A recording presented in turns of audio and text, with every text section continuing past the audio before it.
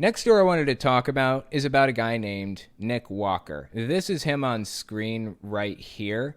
If that name sounds familiar, the reason is because not long ago, back in February, there was a walkout in Cabell County schools in West Virginia. Now, if you've been following me for a while, you'll know that Cabell County Schools was my daughter's school district. It was Kylie's school district.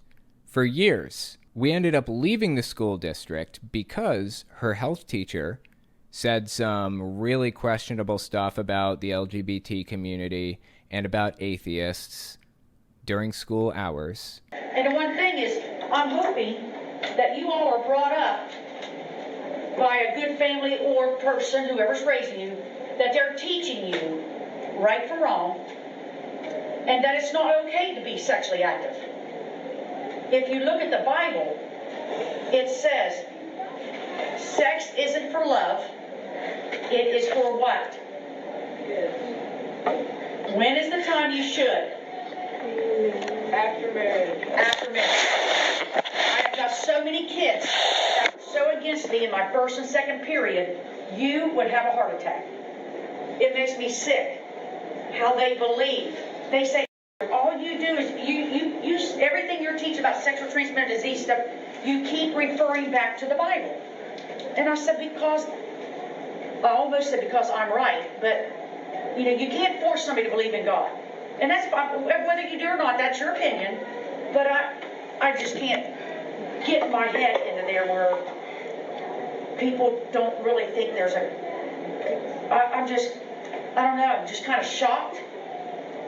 They'll know one day, won't they? That's what worries me. I don't want anybody to be lost. So I try to squeeze them in a little bit without getting in too much trouble. But there's so many kids that don't believe in God and they don't believe in values. And they don't care whatever they do, however way they want to dress, whatever way they want to act. If they want to be with a boy or a girl, that's their choice. And that's fine. I'm not arguing. I'm just saying I don't believe in that. What are you going to do about those feelings and thoughts?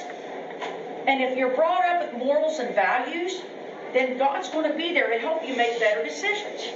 In health class, said a whole bunch of really messed up stuff about it, and we reported the health teacher, and guess what?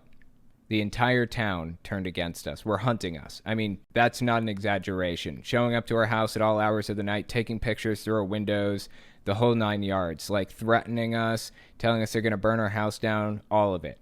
It got pretty scary for a while. Not even a full year after that happened to us, Cabell County Schools, the same school district, holds an evangelical prayer rally during school hours. That's against the law.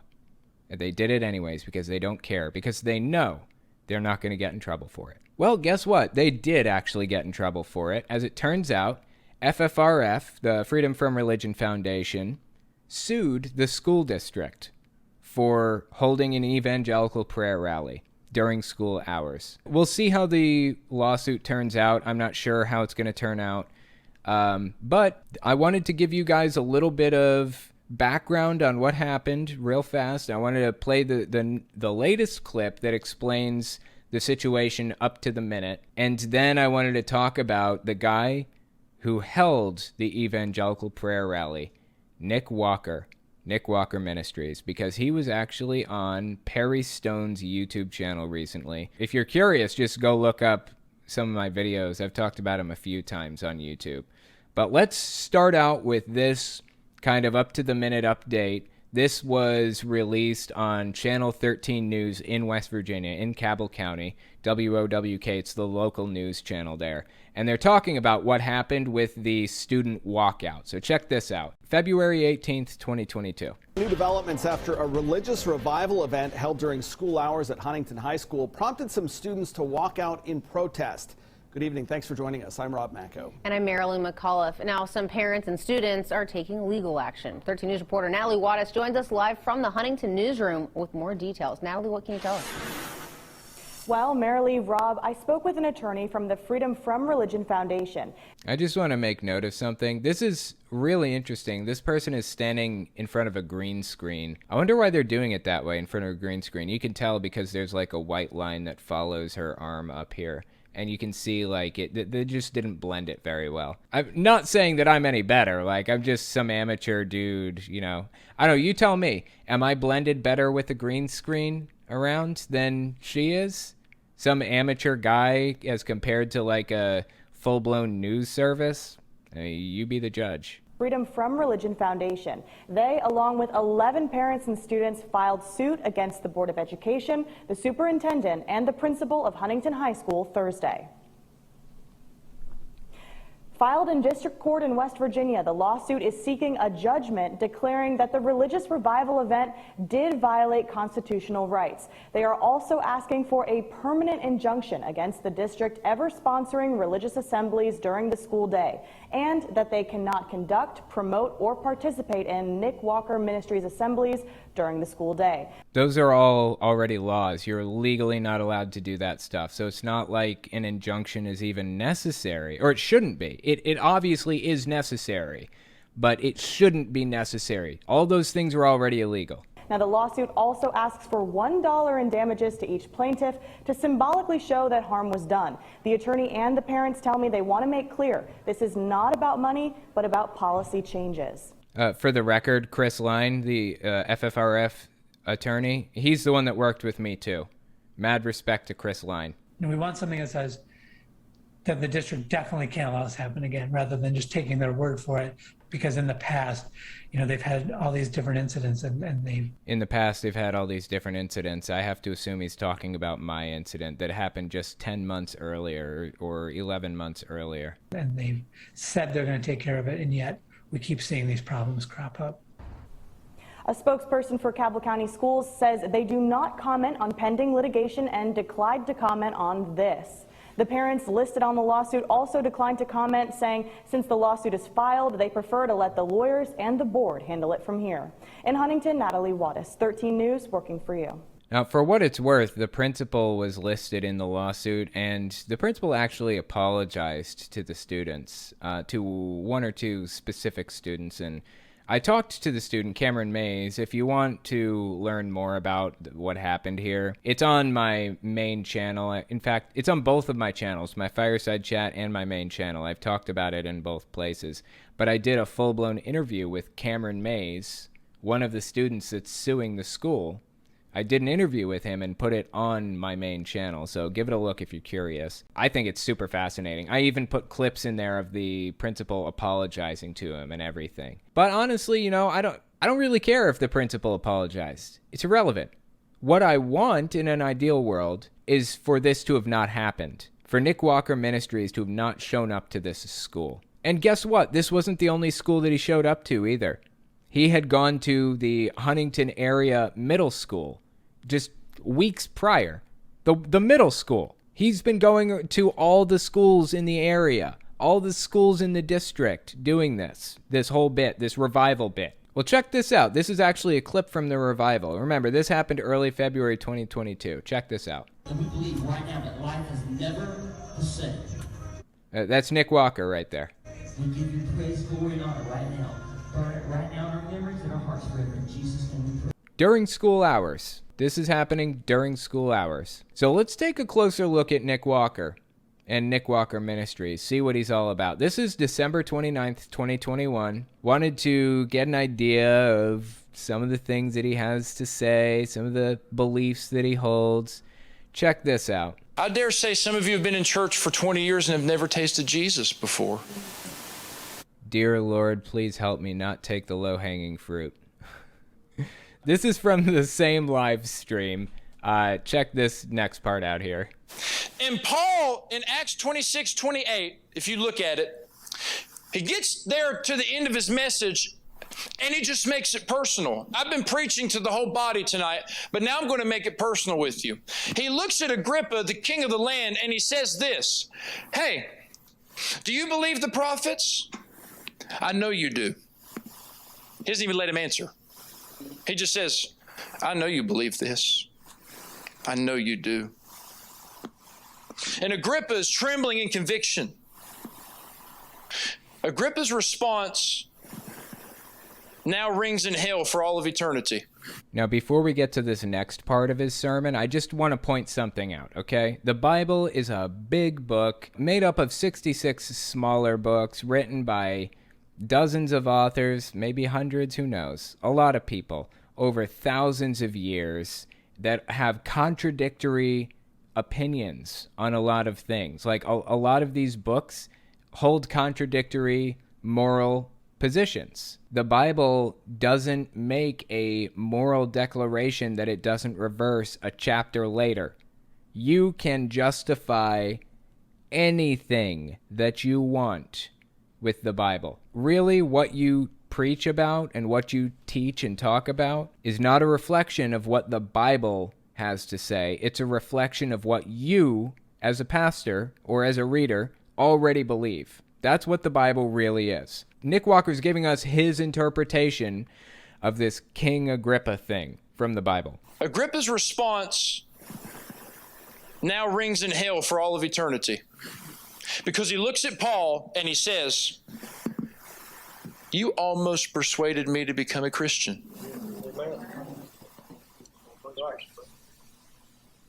Oh dear.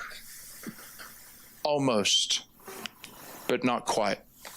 And I want you to know, friends, there's a whole section of hell where Agrippa stands over them and they collectively scream, "Almost." So his message, the moral value that he picked up from this is obey God, listen to God, do what he says, or you will burn in hell and be tortured for the rest of eternity. Not for the rest of your life, but until the end of time. Even if you didn't know, even if you weren't aware, even if you had questions, it doesn't matter. If you don't put those questions aside and do what I, as the pastor, am telling you to do, you will burn in hell forever. It's your eternal soul. That's the moral declaration or the moral value that Nick Walker wanted to communicate to his church. The guy is a full-blown extremist. This is not a moderate Christian. This is not a chill, cool, young, hip youth pastor who's nice and loves everybody and just wants to make people's lives better and happier in some way and spread the message of the gospel. He is a fire and brimstone hate preacher. And that's not the only thing that he believes either. We'll get there. Keep listening. The Bible all through the Gospels talks about how there will be weeping and gnashing of teeth and screaming and torment and pain. One of the most painful screams you will hear in hell is almost. Wow. Ouch. And some of you will be screaming it if you don't respond to the invitation today. That is his attempt to force people to be a part of this group, to be a part of this religion, whether they want to or not. He is exploiting the fear mechanism in their brain. This is what cults do, FYI. I'm not saying that this is a cult. I don't know. I haven't looked closely enough at it. But this is one of the qualities that you find in extremist groups and in cults. Exploitation of the fear mechanism. As it turns out, I was reading about this guy because I was looking for updates on the situation. As it turns out, he's been on Perry Stone's YouTube channel, fascinatingly. I had no idea. Perry Stone is actually a really big, popular, famous pastor. He's on YouTube. I think he's got 500,000 subbies or something. But he was on broadcast television, too, for like many, many years, 20 years, somewhere in there. He's really, really influential. So I was honestly surprised to see Nick Walker of Nick Walker Ministries on Perry Stone's channel. I did not expect it. So I figured, hey, let's take a look at this. Late July 2021. Let's see what Nick Walker had to say. So Nick, it's good to have you here. Honored so to be I want here, you to share with me about two of the greatest miracles you've seen. One of these, there's actually X-rays, right? Oh yeah, we have scans and X-rays. Oh, I bet. So what he's given us here is faith healing. These are a couple of things that absolutely disgust me right here. Faith healing and prosperity gospel. There are others, but those two are at the very top of my list for some of the most evil scams in all of human history. Faith healing and prosperity gospel. Take advantage of sick people. Take advantage of poor people. Take them for everything they've got. It is truly the height of evil to do that, to take part in this prosperity gospel and faith healing stuff. You have to be one of the most amoral people alive to be able to justify this to yourself. X-rays, PET scans, the whole 9 yards. Yes. When we baptized him in water, he also had a withered hand. He had nerve damage in his hand that was so bad that he could not use it. We sent Charlie the X-rays too for his hand. And then you've seen in infants how the gaps between the bones, they have to grow into those gaps, you know, and the infants will have them on top of their head and in between all the joints and growth plates. Well, this young man had gaps in between all of his knuckles, all the joints in his hands and fingers. So he couldn't use his hand? He could not use his hand. As he told me, he couldn't remember the last time he had moved it. And so as soon as his head come out of the water, his hand was loosed, and he began and everybody saw this now. You're telling me that this guy had an actual diagnosed and documented medical condition where his hand had been like this since he was a child, I guess, I'm assuming, and you dunk him underwater and now his hand is healed?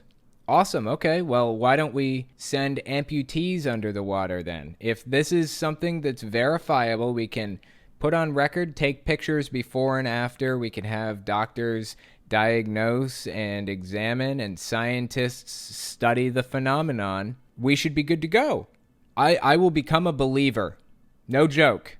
That's all it would take. Pray to God and regrow an amputated limb right in front of me. And I am instantly a believer. No joke. Seriously, I am. You want to convert an atheist to Christianity? Regrow a limb right in front of me after praying to God. That's what it would take. Conveniently, it's never in front of cameras, though, huh? Conveniently, it's never in a setting where this stuff can be studied. All this, my pastor was there, who my spiritual covering's under. He was there. Well, now this is on a Sunday. After church, he walks to the hospital, as this is relayed to me. He walks to the hospital, and he walks in and he says, I want rescanned. I want you to rescan me because God has healed me. Well, he said, I don't think you understand. I've been healed, and I want to have it documented. I want to know. Yes. And so the doctor said, well, how about you let me x-ray that hand, and if your hand has any kind of difference, then we'll do the PET scan. He said, fine. He held his hand out and said, fine, do it. So they x-rayed his hand, and what they found, and this is on the before and the after that he sent me, was that the Lord had totally realigned his bones, closed the gaps, and then in other scans, which I didn't have those other scans, but in the other scans, they found that the nerves were actually restored, and he was... Oh, isn't that convenient? Well, in the other scans, which I don't have the other scans, but the other scans showed... Yeah, I'm not honestly even sure what we're looking at here, and I can't even verify that these 4 pictures are from the same exact person in the first place. So, yeah, I simply disagree, good sir. I simply reject what you're presenting to me. Have a scientist gather the data and publish it. Talk about exactly what's happening and point out how this happened and when it happened and all this prayer, and show a straight line from praying to God to getting healed, and I will believe it. That is all it'll take. But telling me you don't have the scans available, not really having all of this stuff properly labeled, not showing me the person's name even, not giving me any information that I can go off of, I simply don't believe it. Apparently, I'm being told that Hemant Mehta actually debunked the Perry Stone, Nick Walker thing about the x-rays. Hemant Mehta traced it back and found that the x-ray was from an unrelated Science article, and they were forced to remove it after that. Big surprise. They were lying the whole time.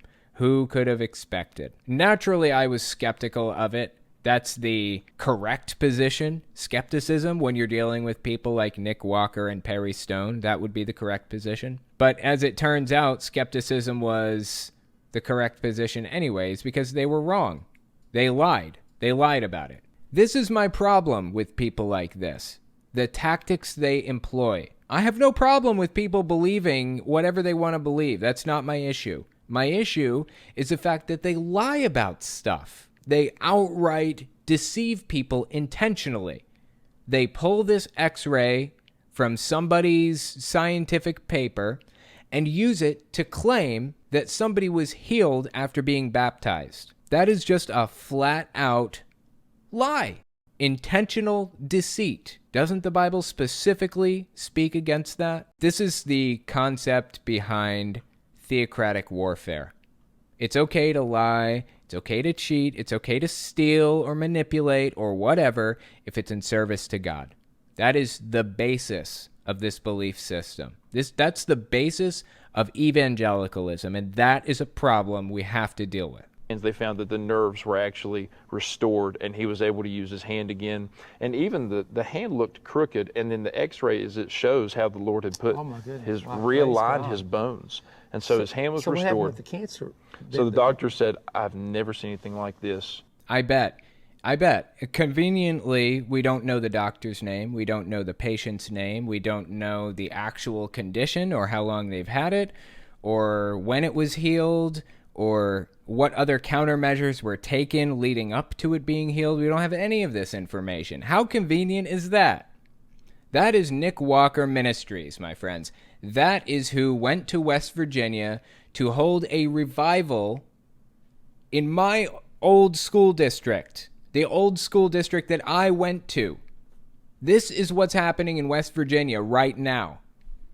Lucky for us, we have organizations out there like the Freedom from Religion Foundation and honestly like American Atheists who are fighting this stuff at every turn, who are filing the lawsuits, working with people, helping them get out of bad areas, get out of danger like I was in, helping them file the lawsuits, helping us force these organizations, force these school districts to actually follow the law. Full disclosure, my wife is an intern for American Atheists. I figured I would mention that since I mentioned American Atheists. Conflict of interest, blah, blah, blah. But yeah, I endorsed both FFRF and American Atheists. I think they're both good organizations, so take that for what you will. Emily Sigmund, delicious, malicious, low-hanging fruit feeds the soul. I know, that's so funny, right? What he said, never tasted Jesus before. I will not take the low-hanging fruit. I won't do it.